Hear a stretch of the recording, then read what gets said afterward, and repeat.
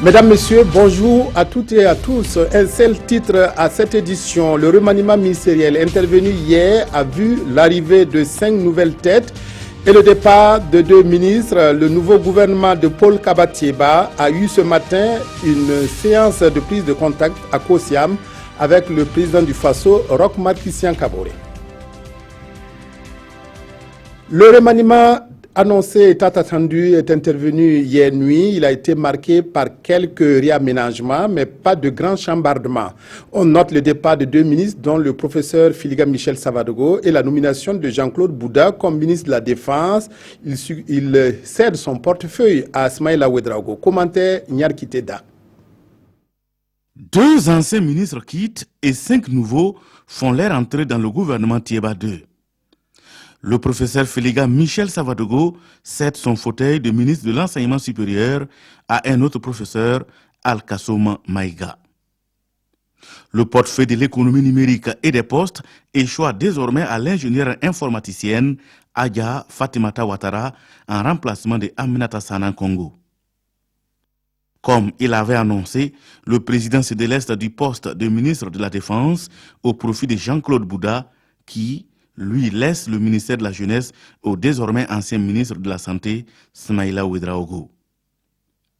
C'est l'ancien directeur général du centre Mirage de Bobo Dioulasso, le professeur Nicolas Meda, qui devient ministre de la Santé. Simon Compaoré s'occupera désormais exclusivement du ministère plein de la sécurité, détaché de l'administration territoriale et de la décentralisation, qui devient l'affaire de Siméon Savadogo. Le ministère de l'Énergie et des Mines a été également scindé en 2. Alpha Ouma Dissa reste ministre de l'Énergie et le ministère des Mines et des Carrières est dirigé par Oumarou Idani, jusque-là député à l'Assemblée nationale. Il n'y a donc pas eu de bouleversement, juste un réajustement et une rotation de certains anciens ministres. Le message est donc clair, le président Roch Marc Christian Kaboré maintient le cap. Ce matin, la nouvelle équipe gouvernementale s'est retrouvée à Kosiam où le Premier ministre a précisé à cette occasion avoir mis l'accent sur l'efficacité dans ses choix. En attendant de revenir sur cette rencontre de prise de contact, nous vous proposons en image les visages des nouveaux ministres, à commencer par Nicolas Meda de la Santé.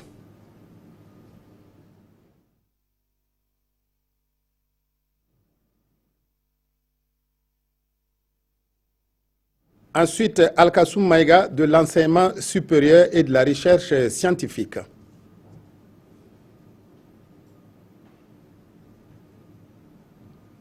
Siméon Savadogo de l'administration territoriale et de la décentralisation. Oumarou Idani des mines et carrières. Et enfin, Fatmata Adja Sanou de l'économie numérique et des postes.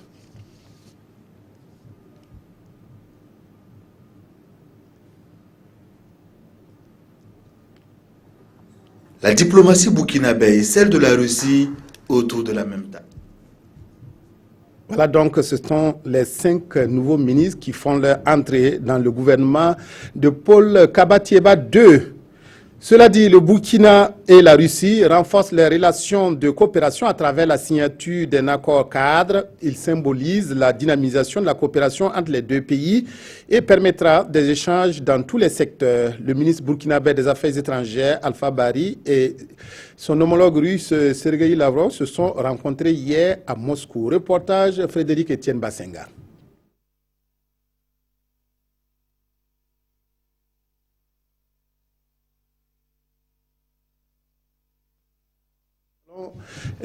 Retrouver tout à l'heure Frédéric Etienne Bassenga, qui est notre envoyé spécial à Moscou, qui va nous faire donc la synthèse de cette rencontre entre les ministres russes et burkinabés des Affaires étrangères. Quelques difficultés au niveau donc de la technique pour vous proposer ce reportage. J'espère que tout rentrera dans l'ordre dans quelques secondes pour que nous puissions voir ce reportage.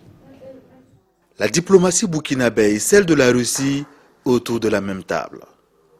Alpha Bari et Sergei Lavrov, entourés de leurs collaborateurs, échangent sur l'accord cadre qui doit relancer les relations entre le Burkina Faso et la Russie, ainsi qu'une convention sur l'enseignement supérieur. Après près de 30 minutes d'échange, le résultat est satisfaisant. Les deux chefs de diplomatie signent l'accord cadre.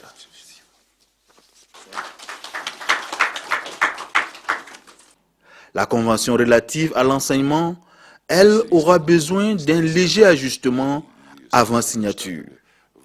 Avec cet accord cadre, toutes les composantes des administrations burkinabè et russes peuvent désormais échanger sur les questions bilatérales. J'ai aimé ces échanges, ça a été des échanges francs, des échanges empreints d'amitié et de réalisme aussi, des échanges de solidarité avec la Russie. C'est le départ d'une nouvelle relation, celle qu'on avait perdue il y a quelques années. On essaie de la retrouver. Comme vous le savez, il y a eu des relations politiques fortes entre nos deux pays. Très attentif aux questions sécuritaires au Burkina et dans la région, le ministre des Affaires étrangères de la Russie a promis visiter très prochainement le Burkina Faso dans le cadre d'une tournée africaine. À l'issue de la signature de l'accord cadre, le ministre burkinabè des Affaires étrangères a donné une conférence de presse. Il a évoqué les questions de sécurité et la nouvelle stratégie du G5 Sahel pour lutter contre le terrorisme et assurer des frontières sûres aux pays membres du regroupement. Ces propos sont recueillis par Frédéric Etienne Bassenga. L'idée de départ au niveau du G5 était de créer une force qui serait regroupée quelque part et qui se projetterait en fonction des besoins. C'est-à-dire qu'on mettrait une force au Mali, des bataillons constitués au Mali et qui pourraient intervenir soit au Burkina, soit au Niger ou dans les autres pays, la Mauritanie, le Tchad notamment. Mais cette idée a été abandonnée parce qu'on l'a jugée trop difficile à mettre en place, trop longue à mettre en place et trop coûteuse aussi pour le fait qu'il faut faire venir des bataillons, les rassembler quelque part et après la projection sur le terrain peut s'avérer difficile. Donc on a adopté des solutions qu'on peut dire plus faciles, plus légères à mettre en place. Il s'agit de constituer 3 zones d'intervention. Les 3 zones d'intervention se font au niveau des frontières, c'est-à-dire qu'on est parti de l'idée qu'il y a déjà des opérations entre les différents pays au niveau des frontières. Donc il faut s'appuyer sur ces opérations-là pour mettre en place 3 forces. La première force, c'est entre la Mauritanie et le Mali, au niveau de la frontière ouest du Mali. Et la deuxième force, c'est entre le Burkina, le Mali et le Niger. Là, il s'agit d'opérer sur la frontière est du Mali. Et puis, la troisième force serait entre le Tchad et le Niger pour opérer dans la zone du bassin du lac Tchad en appui à ce qui existe déjà dans la lutte contre Boko Haram. Le compte à rebours a commencé pour le FESPACO 2017 qui s'ouvre samedi prochain. Les œuvres qui seront présentées à cette 25e édition ont été réalisées pour la plupart, pour ne pas dire toutes, grâce au numérique. Le numérique, qui a remplacé la pellicule depuis des années, a facilité le travail des cinéastes et permis à de nombreuses personnes de se lancer dans la réalisation cinématographique. Un débat est donc né autour du rôle du numérique dans la production audiovisuelle. Roger Kam, Maïmouna Traoré. Il y a quelques années seulement, les films étaient tournés sur ces supports. Des pellicules de 16 mm, super 16 mm, 35 mm. Grâce au progrès technologique, l'analogique a fait place progressivement au numérique. Les supports sont de plus en plus légers et offrent des facilités de production. Avant, c'était des grosses pellicules, des boîtes. Il y en avait parfois 5 bobines, 6, 7 selon la longueur du film, et ça peut peser 20, 25 kilos. Aujourd'hui, c'est très simple. Ça tient dans un truc que vous mettez en poche. Pour un pays comme le Burkina qui n'avait pas encore pu démarrer une industrie cinématographique avec des laboratoires de développement et de grands studios très coûteux de post-production, évidemment, c'est une économie aujourd'hui. On peut tourner un film au Burkina et le post-produit de A à Z sans quitter le Burkina. Quand tu tournais avec la pellicule, il fallait attendre que ça parte au laboratoire et le minimum, c'est peut-être dans une semaine que tu peux avoir les résultats de ton laboratoire. Et pendant ce temps, le comédien qui a joué dans cette séquence, tu es obligé de l'immobiliser sur place. Ça te coûte, même s'il avait fini de jouer, tu n'es pas sûr que s'il reprend son avion pour aller à Dakar, au moment où tu vas avoir les résultats de ton laboratoire, tu ne vas pas le faire revenir. Il a ainsi donné naissance à ce qu'on pourrait appeler un boom cinématographique. En 2016, par exemple, plus de 20 longs métrages ont été réalisés au Burkina Faso. Le numérique est venu donner la possibilité à des gens qui n'ont pas beaucoup d'argent de pouvoir tourner malgré tout des films. Face à cette évolution technologique, le FESPACO s'est adapté. Il s'est doté de nouveaux supports de projection et à partir de l'édition de 2013, les films tournés en numérique sont acceptés dans la compétition. Mais attention, le cinéma est un art, une technique, une industrie et un commerce avec ses règles et ses contraintes. Au début, on a pensé, parce qu'on produit en numérique, ça coûte pas cher, on peut faire rapidement, mais si vous faites rapidement quelque chose, la qualité ne sera pas terrible. Dans quel marché vous allez le vendre? Il y a des choix techniques à faire. Il suffit de savoir qu'est-ce qu'on veut exactement obtenir à la fin du compte. Beaucoup de gens ont pensé que comme le matériel qui sert à tourner les films ont légèrement baissé, c'est qu'on peut faire n'importe quoi. Alors qu'il faudrait avoir la même rigueur quand on est dans le cinéma professionnel, qu'on soit en numérique ou en argentique, pour pouvoir être un jour dans le système international, dans le système professionnel, tout de suite ton numérique que tu disais bas prix ne peut plus tenir la route. Je sais que les Américains ont souvent amené, ou quelquefois amené des films tournés avec des téléphones portables au Festival de Cannes, mais il faut voir derrière ce qu'ils ont fait à partir de cette première image. Le numérique offre une indépendance technologique et économique, mais il faut respecter ses règles et ses contraintes si l'on veut produire des œuvres de qualité, des œuvres professionnellement acceptées. Et à quelques jours de la Biennale du cinéma africain, des œuvres sortent sur nos écrans. Après Carton rouge d'Augustin Palinfo, voici le dernier titre de deux jeunes réalisateurs burkinabés. Le long métrage de Kofi Asogba et d'Abdoul Hamidou Bagué a mis 2 ans pour sortir dans les salles. Il allie rire et émotion. Daouda Ouattara, Zalissa Sanfo. L'histoire se déroule à Ouagadougou. John, un jeune étudiant en quête de boulot, complote avec un groupe de jeunes braqueurs du quartier. Quelques années plus tard, il devient lui-même inspecteur de police et est chargé de mener des enquêtes sur son ancien groupe et de les rendre à la justice. Comment arriver à dénoncer ses anciens collaborateurs sans se faire lui-même mouiller? Surtout que des hauts gradés de la police sont tous dans le réseau. Ah ouais. Allez, raconte ma poule. Qu'est-ce qui se passe? C'est le tout premier long métrage de Asogba Kofi et de Bagué Hamidou Abdoul. Une fiction titrée Le dernier tir 1. Pour le réalisateur Asogba Kofi, l'idée du film est de relater les réalités que vivent certaines personnes après être nommées à des postes de responsabilité. Le contraste qu'il y a entre un braqueur et qui, quelques années, vient se présenter en tant que ce contraste, et puis il y a beaucoup de choses qu'on va découvrir en tout cas. Beaucoup de choses qui se passent dans la nuit.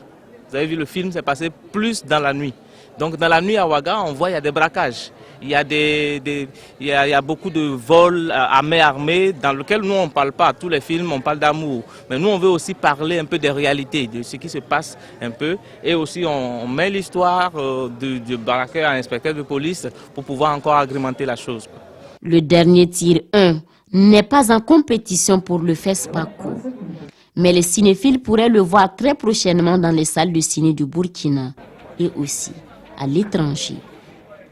La biosécurité au secours de la lutte contre les maladies émergentes d'origine animale des médecins vétérinaires de l'Afrique de l'Ouest et du Centre bénéficie d'une formation initiée par la FAO avec l'appui de l'USAID. Cette rencontre, ouverte hier à Ouagadougou, devrait permettre aux participants d'élaborer une feuille de route pour la mise en œuvre de la biosécurité pour les laboratoires des pays participants. Reportage Yacouba Gamene, Estelle Judith Assogoba. Les pays de l'Afrique de l'Ouest et de l'Afrique centrale se mobilisent pour faire face à des maladies d'origine animale. On s'en souvient encore des épisodes d'influenza aviaire, de la maladie à virus Ebola et de la maladie respiratoire à coronavirus, pour ne citer que celle-ci. Mais ce qu'il faut retenir, c'est que d'ici la fin de l'atelier, on suppose et on s'attend à ce que chaque participant ait une feuille de route pour renforcer les capacités des laboratoires de son pays. Face à ces menaces sanitaires, un des défis majeurs à relever est de réussir à détecter précocement l'agent pathogène de la maladie et à y faire face. D'où la tenue de cette session de formation des agents vétérinaires sur le renforcement des capacités de mise en œuvre de la biosécurité et la sûreté biologique dans les laboratoires. La biosécurité, c'est l'ensemble des précautions à prendre lors de la manipulation des échantillons au laboratoire. Donc, au cours de la manipulation, le personnel est exposé à des risques biologiques, à des risques chimiques et aussi à des risques physiques. Cette initiative s'inscrit dans le cadre de la composante FAO du programme Menaces pandémiques émergentes en Afrique de l'Ouest et l'Afrique centrale. L'objectif est de contribuer à l'amélioration de l'application des mesures de biosécurité dans les laboratoires nationaux vétérinaires de ces pays. Des mesures qui devraient permettre de réaliser le diagnostic des maladies infectieuses animales dans les conditions de sécurité satisfaisantes pour le manipulateur et l'environnement. Les élèves de l'École nationale des eaux et forêts de Dinderusso ont manifesté hier pour réclamer des meilleures conditions d'études. Les conditions qui se résument à la dotation d'équipements et à la formation militaire pour les admis au concours direct. Ils promettent de retourner en classe lorsque des solutions seront trouvées à leurs préoccupations. Reportage à Bobo Dulasso, Manikayen, Ali Traoré. Depuis la montée des couleurs ce lundi 20 février, les élèves de l'École nationale des eaux et forêts ont déserté les salles de classe. Ils font le pied de grue pour dénoncer ce qu'ils qualifient d'injustice à leur égard. Depuis la rentrée scolaire, nous avons demandé la dotation en tenue militaire, et la formation militaire aussi des directs. Malheureusement, jusqu'à présent, cela n'est toujours pas une réalité. Et en plus de ça aussi, il y a le problème d'avancement. Vous n'êtes pas sans savoir aussi que dans une école, il y a deux catégories d'élèves, il y a les directs et les professionnels. Les professionnels, depuis un certain temps, depuis 2015, sont confrontés à un problème d'avancement. Et on aurait appris, je dis bien on aurait appris que c'est le statut particulier que le corps a bénéficié depuis septembre 2015 qui est le blocus actuellement. Informé de la situation, le directeur général dit prendre acte. C'est des problèmes objectifs, mais cependant, il faut montrer une attitude administrative correcte. En termes clairs, il faut montrer de la discipline. Alors je leur ai dit, vous allez retourner dire aux gens, vous retournez en classe et vous écrivez les lettres autant que vous voulez pour qu'on les achemine aux autorités. Voilà. Maintenant, si les autorités ne prêtent pas une oreille attentive, en ce moment, on verra comment on peut le faire. Les délégués sont retournés rencontrer la masse et ils sont revenus me dire, ils disent non, ils exigent rencontrer le ministre. Ces élèves disent rester sur leur position et ne repartiront en classe que si des solutions sont trouvées à leurs problèmes. Lancement d'une campagne de consultation ophtalmologique au profit des populations défavorisées de l'arrondissement 9 de Ouagadougou. C'est une initiative du député Nemnaba en collaboration avec l'ONG allemande $1 Glasses. Cette campagne devrait permettre aux couches pauvres qui ont des problèmes de vue de se faire consulter et de bénéficier de verres correcteurs à un prix social. Reportage Kosun Koulibaly, Kadisanogo. Zenabou Sawadogo a des problèmes de vue. Elle est venue se faire consulter dans le cadre de la campagne de consultation ophtalmologique initiée par le NEM-NABA en collaboration avec l'ONG allemande $1 Glasses. Cette opération va permettre à 750 personnes défavorisées de bénéficier de verres correcteurs à un prix social de 200 francs CFA au lieu de 5 000 francs CFA. Une subvention qui sera prise en charge par l'honorable député. Suite à un constat qu'il y a un grand nombre de nos populations qui souffrent de maux d'yeux. Et nous avons estimé qu'il était nécessaire de poser une action, de travailler de telle sorte à les aider pour ceux où il est encore possible, afin qu'ils puissent retrouver la vue, et pour d'autres, afin qu'ils puissent subir des interventions chirurgicales. Cette initiative a été bien appréciée aussi bien par le parrain que par les bénéficiaires. C'est une chance pour moi. C'est à la mosquée que j'ai entendu le communiqué. Et comme j'ai mal aux yeux, je suis venue pour la consultation. Je suis contente. Que Dieu aide les initiateurs. L'initiative est prise par une personnalité coutumière, bien connue, bien respectée, une personnalité également politique qui contribue du mieux qu'il peut à la paix sociale et au développement de sa localité du Burkina Faso. Les 5 premières personnes qui seront diagnostiquées et dont le cas nécessite une opération seront prises en charge par le député. Le blocage des négociations en RDC fait l'objet de commentaires dans les quotidiens de ce jour. D'autres journaux reviennent sur le CACEM du ministère de la Défense au moment où le président se décharge de ses fonctions de ministre de la Défense et des anciens combattants. La revue de presse est signée Vincent Tiendré-Bégo. Les journaux ont été pris de court avec l'annonce du nouveau gouvernement. Le pays et citoyens se joignent pour noter la nomination de Jean-Claude Bouda au poste de ministre de la Défense nationale. Et parlant de défense, le pays revient sur les travaux du dernier CACEM de ce département pour dire que le mal a été diagnostiqué, reste à le traiter. Et le premier mal, selon le journal, c'est la malgouvernance, quand on sait que les promotions dans la grande muette se faisaient à la tête du client ou selon les humeurs des chefs. Et pas seulement, le politique s'était emparé des casernes quand des militaires préféraient le costume au kaki ou les voitures rutilantes au pick-up de patrouille. Aussi, faut-il donner à l'armée les moyens conséquents pour faire face à ces défis.